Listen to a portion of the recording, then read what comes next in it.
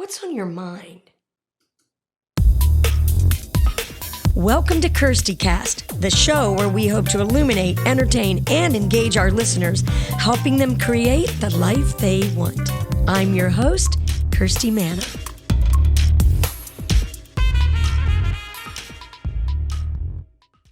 Hello, everyone, and welcome to KIRSTIcast. I'm Kirsti Manna. So glad you're here with us on this podcast. Wow, I can't believe that we're already on episode 16. It doesn't seem possible, but I hope you've been sticking it out with us. I really appreciate you listening, liking, downloading, and sharing our podcast with your friends. You might be listening to us on Apple's, on Spotify, maybe iHeartRadio. I was really excited to be able to say that I was on iHeartRadio. I don't know why, that just excited me. Also, you can watch this podcast as a video on my Songwriter Girl 1 channel on YouTube. I guess I need to become a bigger YouTube watcher. I'm not as big of a YouTube watcher as some people. Are you, Bill? Are you big? Oh, I didn't mention Bill. Bill's here. Bill Warner is with us. The mad scientist is what I like to call Bill. And he's always back here, figuring it out, setting up the lights, the sound, all that good stuff. I didn't hear what you said. I was watching YouTube. Very funny. I hope you were watching the past episodes of KIRSTIcast. I've been studying a lot of YouTube. Have you? Yeah, learning. There's this, the data gathering and all those goodies. So we could say you're very mindful of YouTube. Yes, I'm getting there. Which that was my segue, everybody, right into my theme for the opener here, is being mindful. Now, I wanted to read you guys this quote because this is one of my favorite quotes. And one of my friends told me this quote that I guess her mom used to always say to her. Check this out. Today's the tomorrow I worried about yesterday, and all is well. I know it's a little bit of a mind bender, huh, Bill? It's nice. But it's really, really smart. Today is the tomorrow I worried about yesterday, and all is well. So that leads me to what I wanted to talk about for a few minutes, was about being mindful. And I don't know if you've ever really thought about what it means to be mindful. And there may be some of you out there listening that are very mindful, that are totally locked into being mindful. But being mindful is paying attention to the present. In the present, the moment-to-moment present. And I think in this day and age that we live in, it's really hard sometimes to be mindful. Don't you think so, Bill? Lots of distractions. Yeah, a lot of distractions, a lot of stresses in life, things that really take us away from being mindful. To me, being mindful is beyond just being present. It's about, seeing something. When you hear something, really listening to what you're hearing. And I always go back to this, but that was something that I really learned a lot in acting class, is how to be mindful and how to stay in the moment. A lot of meditations and visualizations that we did in acting class really led us to be like that. And it really helped when you were in a scene with somebody, especially the listening part, because you really had to pay attention to what your scene partner was saying and not be worried about, what am I going to say? The next thing that you were going to say, the next line that you were going to have to deliver. It was really about being in that character, being present in that moment with that scene. So it's really cool when you can figure out how to practice mindfulness. And here's a real simple thing, and we all do this. And I actually haven't seen Bill do this, because Bill does not answer every phone call that comes in. I'm just telling everybody out there that he sometimes, I don't think he wants to talk to me. Only ones I recognize. Only ones you recognize. The vast majority of the other ones are not worth picking. But being mindful is sometimes something as simple as, when your phone rings, don't trip over the dog trying to answer the phone. Right, Bill? Or the cat. Just take a breath and see if it's a call that you need to take at that time. You don't have to answer something on the half ring when it comes in. And so I wanted to talk for a second about practicing mindfulness. And I really got turned on to this when I started to practice yoga, because yoga really focuses on being in the moment, being mindful of what's going on with your body, what's going on with your breathing, really not letting your mind wander. And that is a really big thing for me. I get distracted really easy. Do you, listening out there, do you get distracted easily? It's really easy to do as a woman. And let me just say that I read a lot about being mindful too. And a lot of experts are saying that being a multitasker, which we always say we're women, we're multitaskers, we can do everything at once, that it's really not good. Did you have any idea about that, Bill? That, of course, you're a guy. Guys don't really I have multitask. no experience in a woman's perspective on that, but yeah, I'm pretty mono themed when I'm focusing on something. I can't do a lot of stuff at once. Yeah, but men aren't really wired that way. But it said in this study that it can create a lot of anxiety, which I can actually say that I've had that experience. When I'm trying to do too many things at once, it makes me feel a little bit crazy, like I'm going to jump out of my skin, like my blood pressure's going through the roof or something. And so I think that that is something really interesting to be mindful of if you are a avid multitasker. So, if you want to practice mindfulness, it's not difficult to practice at all. It can start with this one simple thing. It can start with you sitting down or lying down and just relaxing and really focusing on your breathing.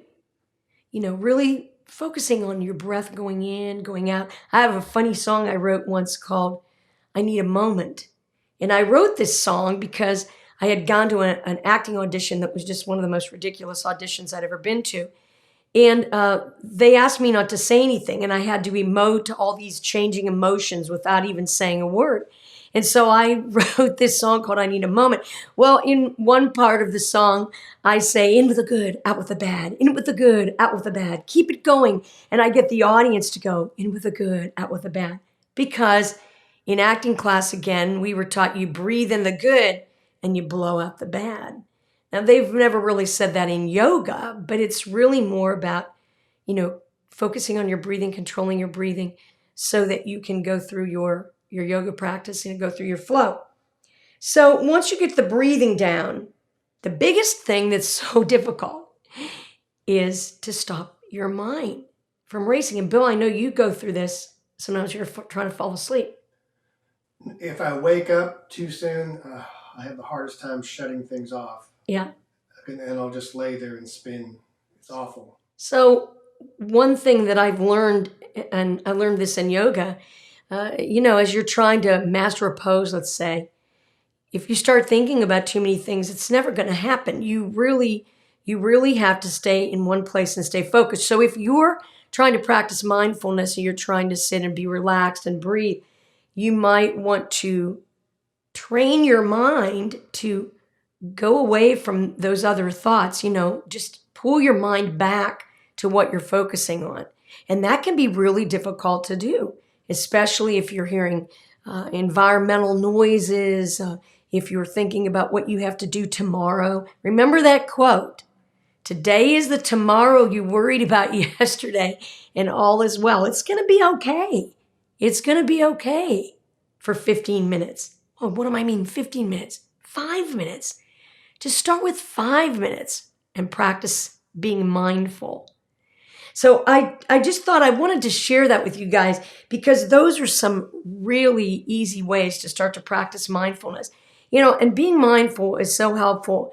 It helps relieve anxiety. It helps your imagination. It helps, thinking more clearly. And it helps you just be more relaxed and have a more laid back life. You don't have to go on a vacation to be mindful. You can be mindful every single day of your life. So I hope those tips helped, and I hope you're going to practice being mindful. And please write to me and tell me what you think about being mindful, how it's helping your life. I would love to hear from you. Don't go away. We're going to be right back with the Shero Spotlight.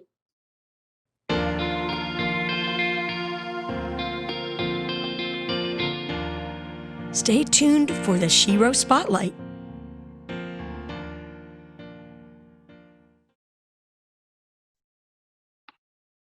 Hi, everybody, and welcome back to the Shero Spotlight. I have a really special guest today, not only because she's super talented and an amazing person, but because she's one of my dearest friends and one of the main people that I have created music with in my life here in Nashville. And so I want to tell you a little bit about her. She's originally from Houston, Texas. Texas is one of my favorite states, by the way. And she has been in Nashville working in the music industry for over 12 years. She's currently got a writing deal. Okay, just keep track now what this person has done and does. She's currently got a writing deal at Starstruck Writers Group, where she's co-written popular songs for pop icon Tiffany and for Emily Ann Roberts, who was on The Voice Season 9, Caroline Cole. Those are some really cool young artists you should check out. And she's also released her own project called Julie Forester Plus 6 Live in 2013. And as a matter of fact, my own dear Bill Warner, my husband Bill, recorded and produced that for her right there on analog tape with no auto-tune. She cut this whole thing live at Starstruck. And she's open for artists like Lee Brice, Phil Vassar, Josh Grayson, I can never say his name, and of course for Tiffany and Neil Diamond. She toured Scotland and Ireland with Joey and Rory, and she toured Holland, and she was playing in Holland in the United Kingdom, Eva Cassidy in Over the Rainbow, which was the Eva Cassidy story. But now there's more. She also was an original cast member in the Olivier award-winning West End production of Ragtime in London, England. Come on. And she received her Master of Arts from New York University in Music, Theater, Performing Arts Professions, and her Master of Science in Clinical Mental Health Counseling from Lipscomb University right here in Nashville. And so besides being a songwriter, she was a voice professor at Belmont University from 2014 to 2010, it says that was backwards, and is currently working as a therapist. That was a little mind game. In private practice, she's passionate about helping her clients find their voice and inspiration through her own company, Voice Remedy, and is dedicated to encouraging healing process of others. And we also have written many songs together, and we wrote a musical together. Yes. Called Another Round. So please welcome one of my favorite Sheros to the Shero Spotlight, Julie Forester-Mangus. I'm so glad to see you. Hello. So good to see you. I know. Thank you so much for having me on. on. Hey, thanks for making the time, because I know that you are so busy. And I know you've got your daughter Elizabeth, your husband Greg, and you guys are making it through this wonderful COVID experience. And you were just telling me about some stuff you're doing. So I'm glad we got a chance to hang. Yeah. So let's just get right into it. What inspired you? I know this answer, but I want you to tell our listeners, what inspired you to become a therapist after all those wonderful things you did musically? What happened? Well, and thank you so much for that amazing introduction. That was like, I kind of forget that that's been my life and my road. It feels like a whole other, like 3 people. Yeah. I don't feel like that was me and my story, but it so was. And so it's interesting. I think as a performer, and you know this because you also are a performer and we're also an actress, and we're always thinking about story, and we're thinking about humans and how they behave and how they hold their tea and how they speak, and all this kind of human, like psychological kind of body kind of awareness. I mean, that's just part of what we do as actors, right? And part of what we do as performers is want to connect with the heart, right? We want to sing something, write something, play something that makes somebody want to dance, makes them want to move, makes them, all of a sudden feel inspired or have that need met, that they feel like they're lost in the world or whatever. And so long story short, I know. So when I was, okay, good. And so to me, that's already a huge connection to psychology, right? And to the aspect of healing and affecting. It's like if we write a song, feel, we feel good about it, like that's great. But if we can write a song and like thousands and millions of people feel good about it, then it's like, oh, we've got like something incredibly special. And so that excites me. That excites me and turns me on. It's fascinating how music and art and story and heart are all connected. Yes. And so when I was working at Belmont, I was a professor there, and I loved it. It really opened up a whole new road and pathway for me and my own recognition of my gifts and my abilities. And when I could like help a person find a strength and a confidence inside themselves and connect to the heart, something happened in their performance. Like they were stronger, they were more confident in just their basic semantics, like their vocal, intonation, their breathing, their support, their strength as a performer. And so I realized I was hitting something important, and I loved it. And I was kind of hooked. That is so true. That is so true as you say this, because I've taught some semesters at Ball State, just outside of Nashville. And I had to teach a class in the midst of COVID, a performance class. And so I had the students send me these elaborate videos of themselves. And it was really amazing how they were getting so connected to themselves. And I don't think they could have done it in person. It was something about them being in a really safe place, that they created for themselves. And I was amazed at what they did. But anyway, I interrupted your thought. So you got excited about the connection of heart and song and music and psychology of that. Yeah. And I still perform. I still, I sing with my church. My mom plans these opera benefits for me when I go home to Texas, which are really, really fun. Every now and then I've done a Bluebird. It's been, I think, a year or two since I've done one, but I still love performing because that's my heart. That's my skill set. But there's something that was just kind of like, not necessarily a miss, but there was just more. And I realized like this has really power in my ability to reach people. And I feel like I'm making a real difference. And it was just kind of like a moment of clarity for me and a new sense of purpose. Yeah. And I don't think performers necessarily have a shelf life, but I think we might go through these ups and downs sometimes. And so it was just kind of this perfect storm for me with where I was in my own career as an artist and what I was kind of craving just in my life. And so it just kind of fit in there. But I dream of days when my daughter will be a little bit older and I can audition again for shows. And because I do miss, that performance, because it's just a part of who I am. Sure. Well, and so, blending the two is really important. And I get to do that in my work. That's so great. And I never thought about the connection. I never knew that to that depth, the connection that it was for you making this change to not change, but adding another thing to your resume, so to speak, and your career to be a therapist. But, it's funny as performers because, so much about being a performer and being a songwriter is that we're always worried about ourselves, getting better ourselves, making sure we're writing the right words and melodies and everything. And I guess we can sometimes forget the effect we have on people that are in the audience, because the audience is there for themselves. They're not there for us unless it's our mother, You know what I mean? Exactly. So I think it's really interesting, but I always feel like I'm performing. So, no, I'm kidding. but I'm such a ham, and you kind of are too. And this is why I think we always clicked, because we were always so dramatic, and we'd be in those writing rooms. They were probably ready to, to like lock the doors on us or something. We get so crazy with our writing. It's so true. So one thing I wanted to ask you was, how do you use your songwriting talent as a therapist? Well, and that's a perfect connection, because, as a songwriter, we're always looking for story, right? Mm-hmm. We're always trying to hit home and drive home, either a melody that's super clicky or a phrase that, again, connects. Right.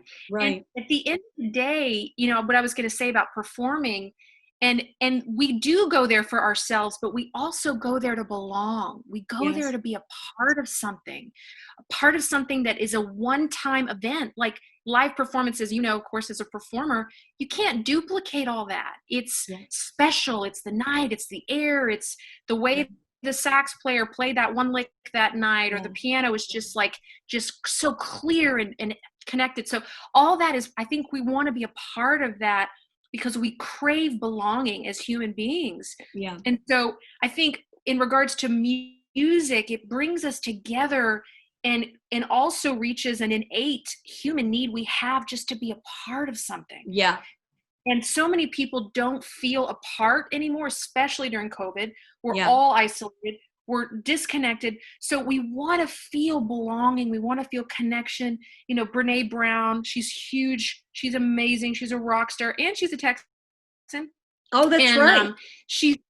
She talks about how important connection is and vulnerability. And so I think music just brings all that in. So back to your original question, as a songwriter, we're trying to find that vulnerability. We're trying to find that story that connects. I mean, yes, sometimes we're writing just a catchy tune and it's super fun, but we're still in this place of connection, right? Whether it's a beat we like or a guitar groove that just really sings.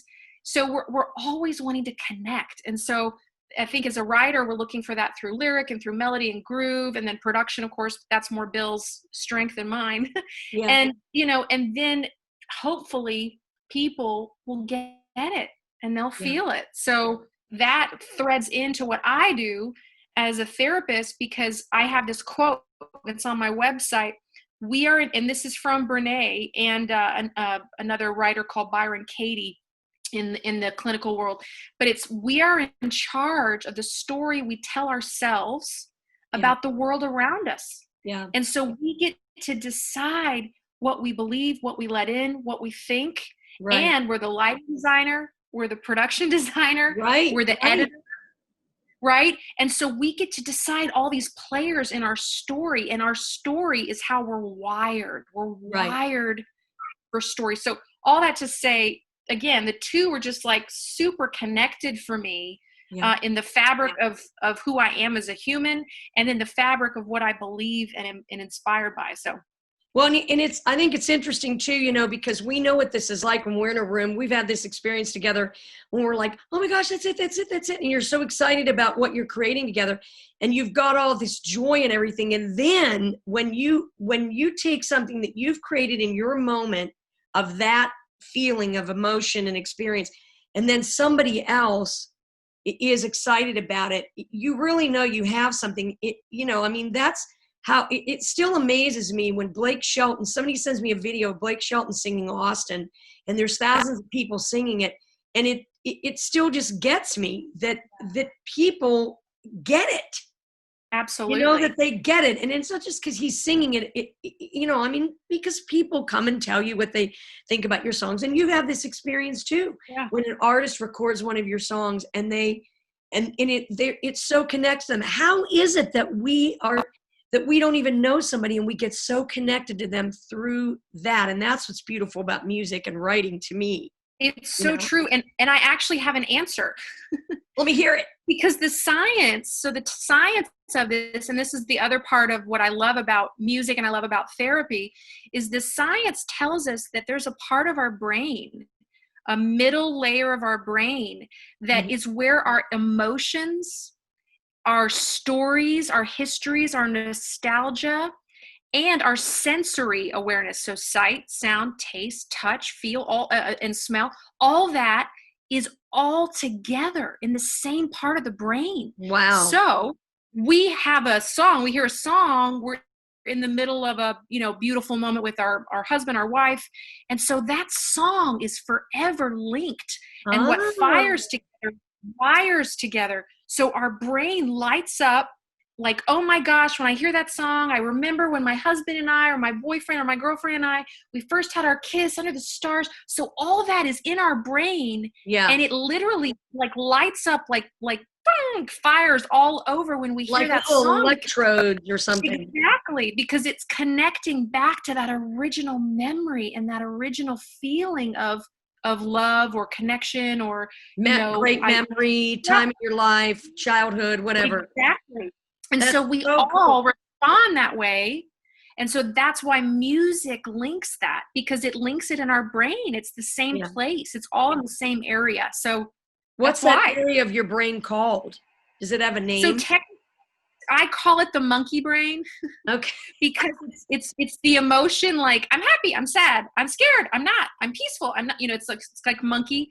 Yeah. But it's basically the hippocampus and the emotion center of the brain. So it's like the mid subcortical layers of the brain. Wow.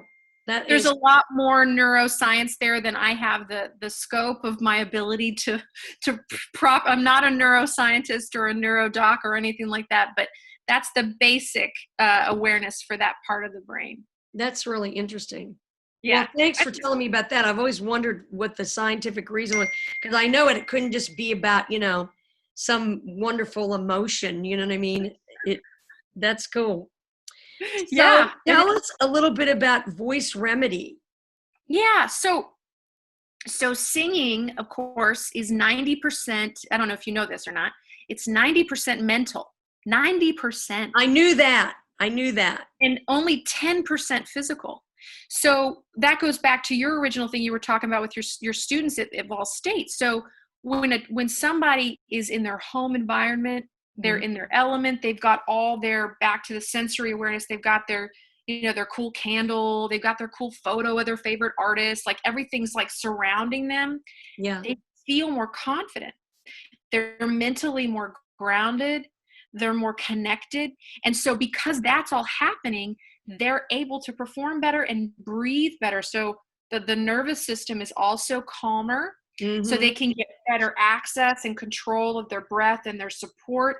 And they're going to be more focused because they're more relaxed with their pitch. So all that stuff is like all working together. And so singing, if singing is 90% mental, then we have a responsibility, I think, as performers to know what's going on. Right.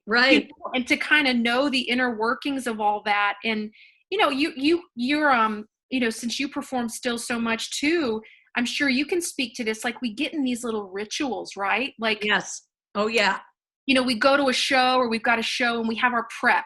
We're like, okay, I don't do this, I do this. No one can come into the room before I sing. I drink a cup of tea. I don't talk to somebody. You have your soup, whatever you do, you have your thing. Yeah. And you have it for a very good reason. It helps keep you safe. Yeah. And it also builds up a belief, if I do these things, this will happen. And there's a lot more research that supports that as well. So all that to say, I was like excited about the fact that, hey, I can combine these two skill sets I have of this performance love, the love of teaching, with this new awareness of how the mind and the heart and the brain connect, and the body connect to all that, to make us better, to reduce anxiety, to reduce depression. Good. Yeah. And so I now know like little tricks and little things and the science behind it to really connect the two. Okay. And so that's where it started from. And what do you like about working with clients in regards to voice remedy? Do you work with people who have lost their voice or their ability to sing, they're afraid to sing, or that kind of thing? Yeah, so I work with writers, performers, singers, instrumentalists, any kind of creative, basically. Right. I'm going to have a little bit more awareness around the musical aspect and the writing aspect, as opposed to like creatives that I don't have as much experience with. However, the part of the brains that light up and the different tools and skills that we use to kind of hone in on and build on are all very much the same. Yeah. So for instance, I had a client who was a drummer, and he'd lost his groove. He'd like lost his inspiration and he'd lost his power. And so we did a lot of different aspects of kind of figuring out when that happened, understanding again the story, and understanding kind of the mental blocks. And I will also, and this happened with this client, I went to his place where he plays. So I come into the studio, I work with you in the studio. If you're having, some struggles in that area, we'll look at the space. We talk about different routines and things we need to start implementing. There's some visualization work that we might do. And so I also went to the person's home, and we looked at what they were looking at. Were they inspired while they were practicing? What was it that lifted them up and inspired them to that instrument in the first place? Yeah. So we kind of go back a little bit, because stuff gets messy, right? Oh yeah, when you remember that in acting, just how things get shoved, and how you learn to use that. In that case, we were learning how to use that stuff. If we were in a scene or something, I don't know if it was always good, but at any rate. No, I think as an actor, I think it is. I think as a performer, it can really throw you off. Oh yeah. So if you're coming up on a part that's super hard to sing or who's super hard to play, you can get this block, and what happens is the brain remembers, unfortunately, whatever it knows most. Right. So if it's done that a lot, it's really hard to unwire that. So we have to kind of basically tear it apart a little bit and deconstruct it and figure out where all this stuff came from. And then we can put it back together in the way that it needs to be. If that serves us better as the performer. Yeah. Does that make sense? That makes total sense. I think that's really true. Because, just like the thing of any time you've been on stage and you think you're not going to be able to hit a note, and you get all this anxiety and you'll never hit it. Never hit it. You're not going to get it in a million years. So tell me your stay inspired story. Yeah. So it was funny. As we were talking about this a little bit before, I was trying to think, because I feel like there's so many sometimes. I think, especially as a writer, we're always looking to stay inspired. Right. Yeah. And so I think one of the ones that hits me the most is when I was in New York. I love New York, and I was watching Showboat. Oh. And it was the revival. I think it was in the 90s, the late 90s, and it was Old Man River. Yeah. And I had this connection that is very hard to fully explain. Because sometimes you just don't have words for what's going on. But there was such a connection for me, and I saw that character. I saw him. I saw his history. I saw his pain. I just was able to feel it in this visceral, real way for me. I was just a basket case. I was crying. My parents and that's at the end of the show, he revives, little man river, he's at the end of it, and it just, and it's super retard at the end, and so I was just it was until this day, to this day, when I hear that song, you cry. I cry. I just wow. cry. And so for me, it was this way that, again, going back to connection, connection, we need connection like we need oxygen. Yes. And there's research that supports that. It's not just a cool thing to say. And I was connected, and I was connected with music, with art, with performance, with story, with heart, with all of it. And it just reached me like a lightning bolt. Yeah. And that was when I knew I have to do this. Oh, that's cool. I have to do this. I have to be able to do this to other people. Yeah. That lights me up. Yeah. To how to communicate that heart.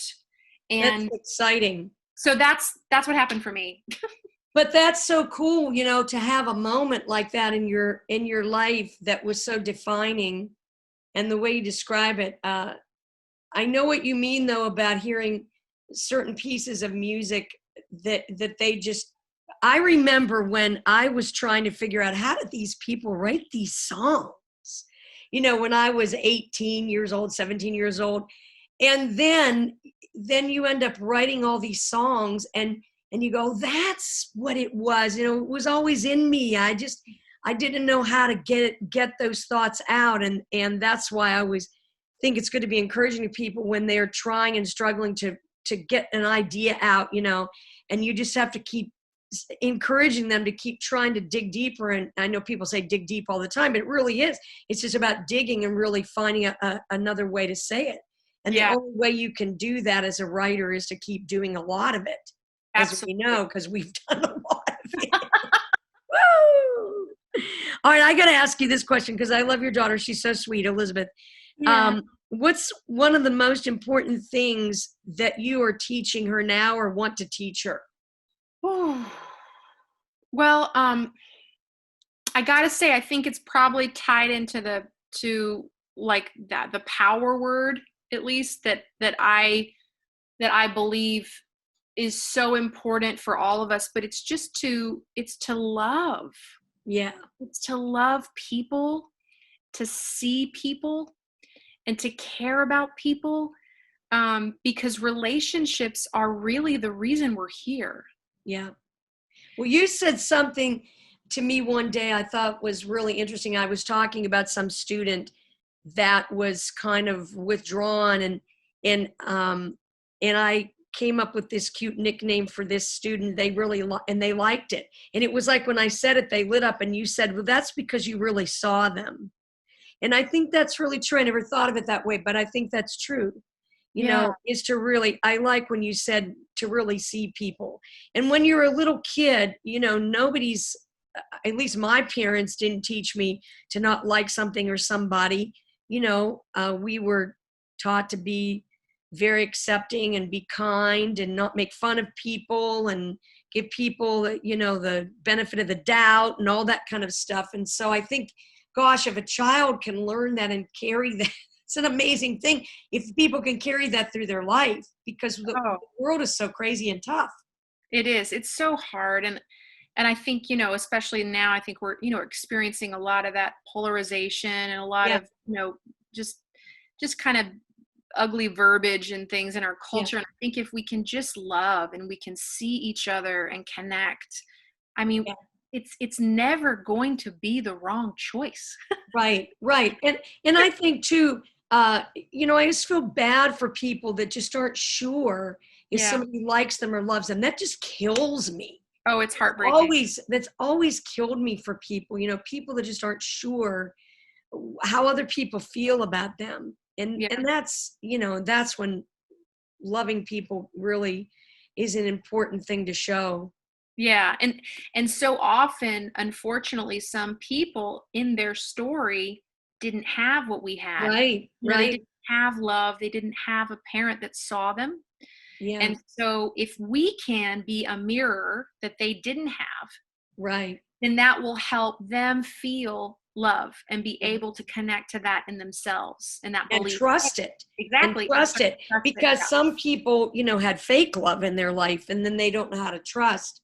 Absolutely. If they see it, they don't know what it feels like, you know? Absolutely. It's kind of like, this is a crazy comparison, but it's like me with my cat thing with the stray cats and how I love stray cats. It's really true though. You know, some cats have a really long memory, and some cats remember something they associate with another person that was mean to them. And they associate that with all people.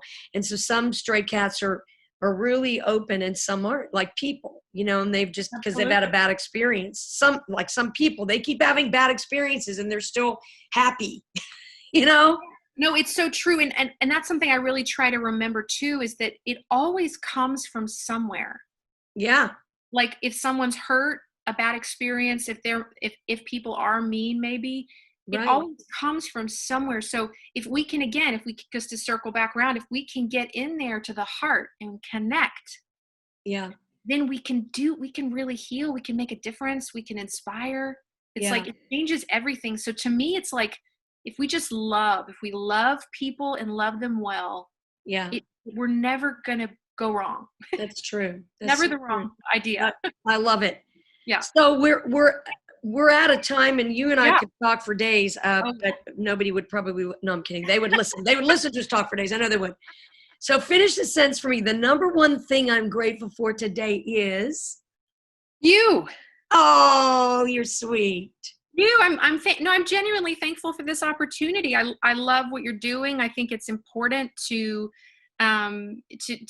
to reach people and continue to help others be inspired and learn more about themselves. And I believe in what you're doing. I believe in you. I love you dearly. And so the fact that you wanted me as a part of this beautiful thing you do, I'm grateful for it, genuinely.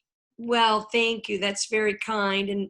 And I'm very grateful for you, Julie, and our long friendship. I remember the first time that I ever heard you sing, I was compelled to walk into the stage, and I said, I got to help you. What can I do? What can I do to help you? And so then we just became fast friends, and then we've had many great talks and written many great songs. And I know that that some of them will still rise in our lifetime. I know they will, because absolutely they gave us so much joy to create them, that I know that they're going to reach some other people too. They were great fun. They were great and great again. Great grapes. Oh, I love it. Well, listen, Julie, please tell everybody where they can find you online, in case somebody's been listening and they really feel like they need to speak to you or work with you with Voice Remedy or any other kind of consultation. Absolutely. So I'm at voiceremedy.com, and I'm at juliemangiscounseling.com. You can just type in Julie Mangus Counseling or Voice Remedy, Julie Mangus, and you'll find me. You're everywhere. I'm everywhere. Yay. Well, Julie, it's been a pleasure. I love you dearly. Thanks so much for being here, and I hope we get to see each other in person soon, even if it's from 6 feet apart. Thank you. So good. Thank you so much for having me. All right. Love you. Thanks for being here. Love you too. Much love. Everybody stick around. We'll be right back. Don't go away.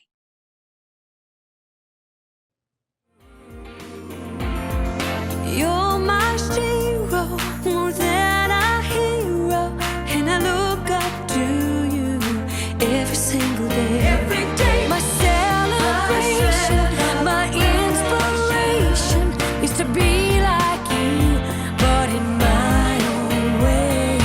You're my Shero, more than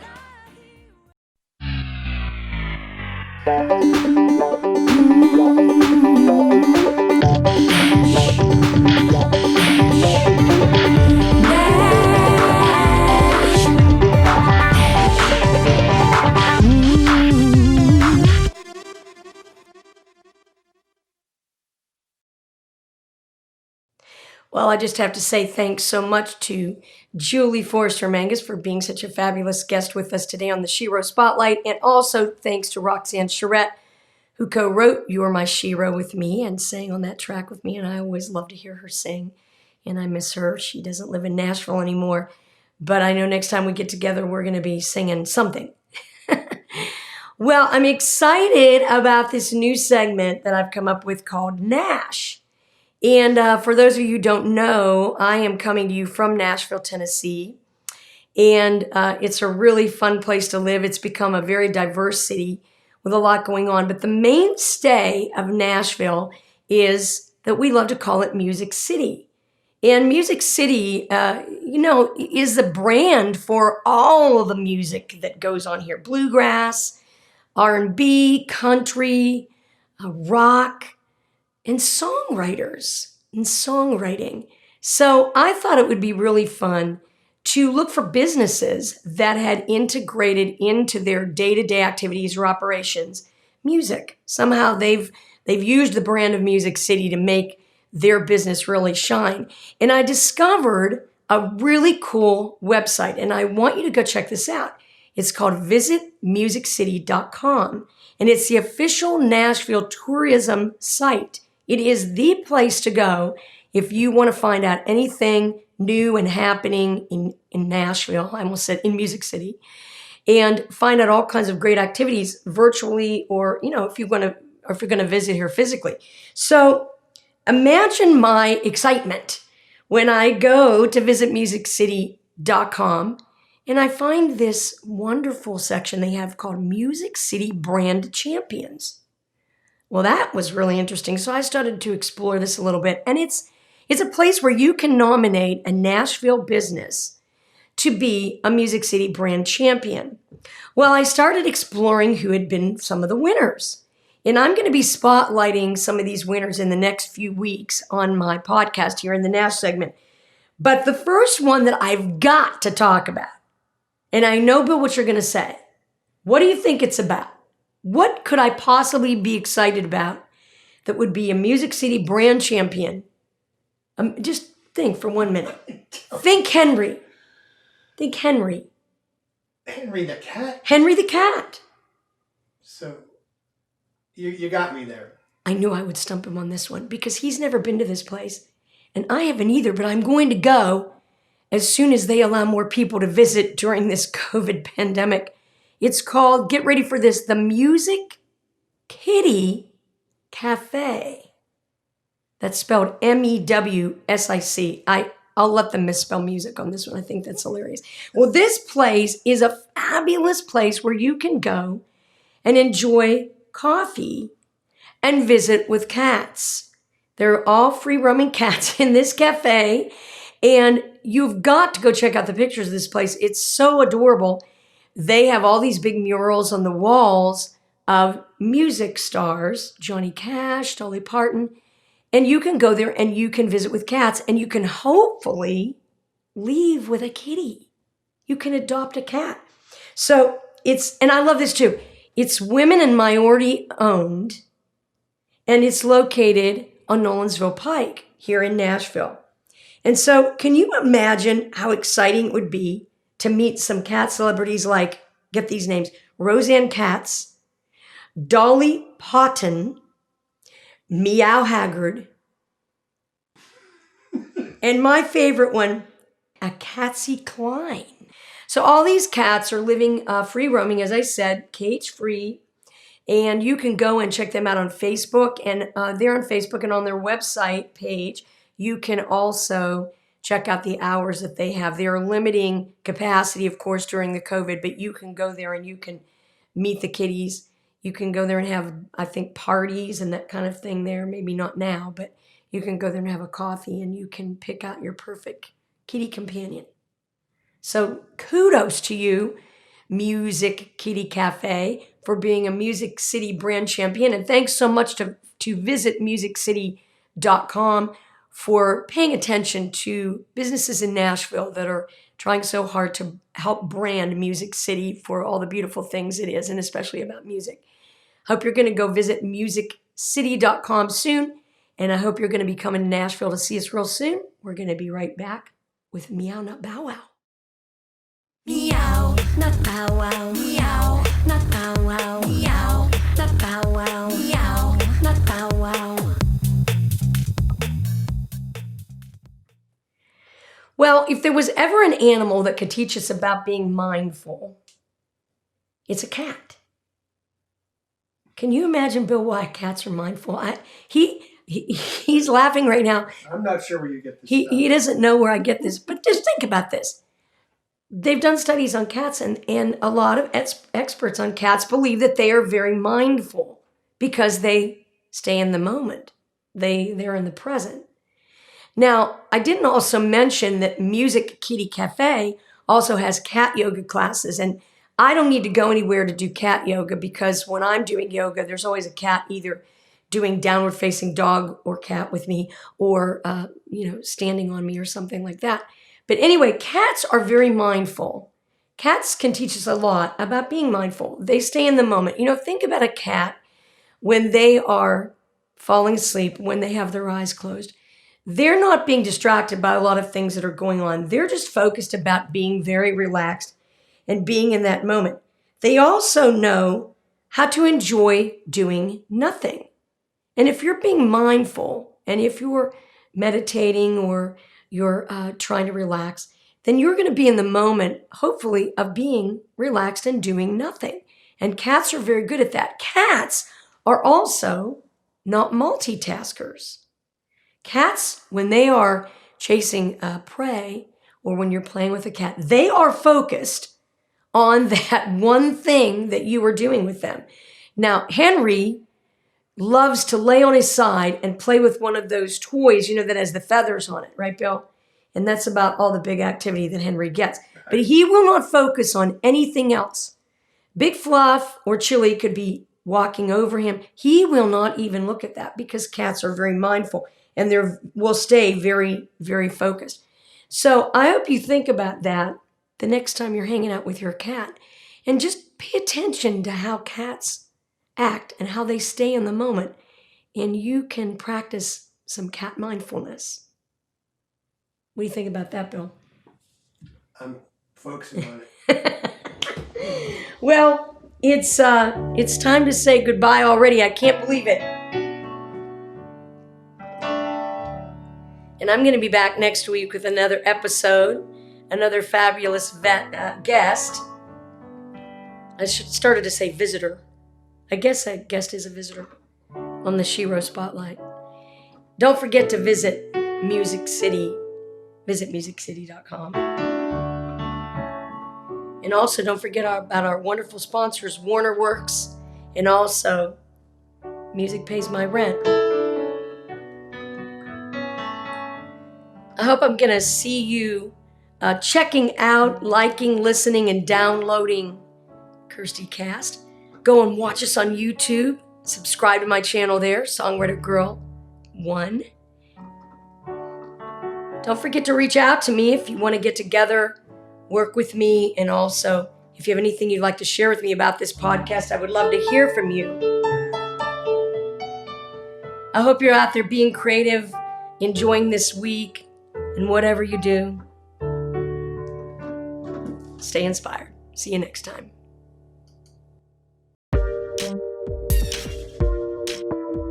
You've been listening to KIRSTIcast.